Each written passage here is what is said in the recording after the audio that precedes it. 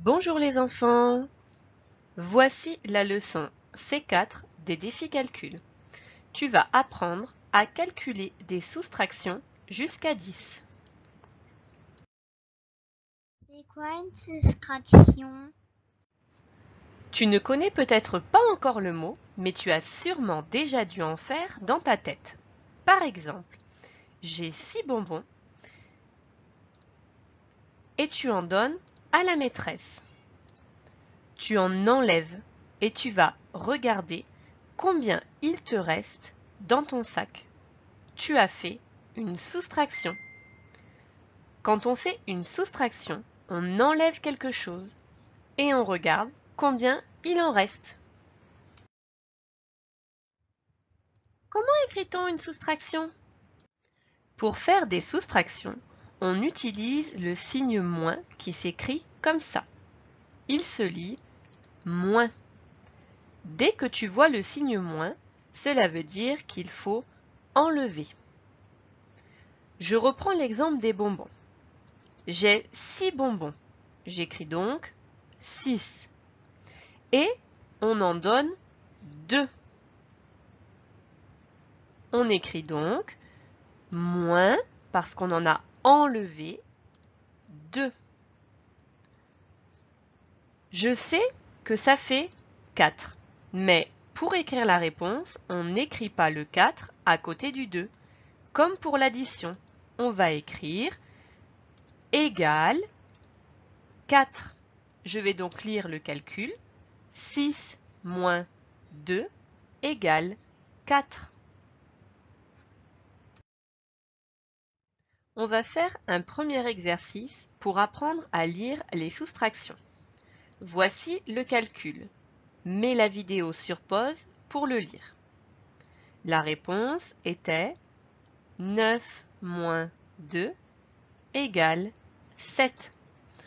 On a ici le calcul et de l'autre côté du égal, il y a la réponse. Voici un autre calcul. On le lit 5 moins 3 égale 2. On trouve ici le calcul et de l'autre côté du égal, la réponse. Comment fait-on une soustraction? Nous allons découvrir plusieurs techniques pour faire des soustractions. Nous allons faire le calcul suivant. 8 moins 3 égale, et nous allons chercher la réponse. Tu peux utiliser des objets, par exemple des cubes. Tu mets 8 cubes et tu en enlèves 3. 1, 2, 3. Tu comptes le nombre de cubes qu'il reste. On y va? 1, 2, 3, 4, 5. On a donc 8 moins 3 égale 5. Tu peux faire exactement la même chose, mais au lieu d'utiliser des objets, tu peux les dessiner. Tu dessines 8 ronds, puis tu embarres 3. Tu comptes le nombre de ronds qu'il reste et tu obtiens également 5. Voici une autre technique. Il faut d'abord que tu cherches le plus grand nombre du calcul. Dans les soustractions, c'est facile, c'est toujours le premier nombre. Ici, c'est 8. On lève 8 doigts. Puis, tu enlèves 3 doigts. On va donc baisser 3 doigts. Tu comptes les doigts qui sont restés levés. 1, 2, 3, 4, 5. Il en reste 5.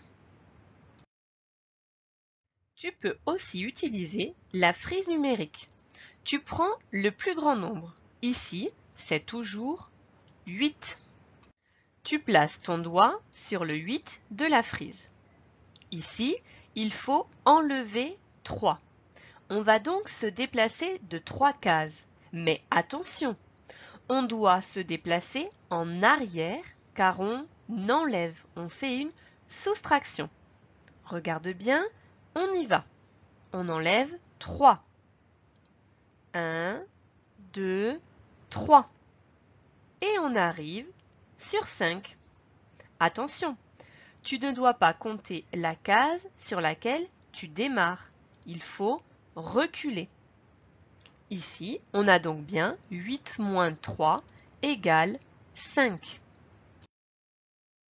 Pour la dernière technique, tu vas placer le plus grand nombre dans ta tête. Ici, c'est toujours 8. Tu le mets dans ta tête. Ensuite, il faut enlever 3.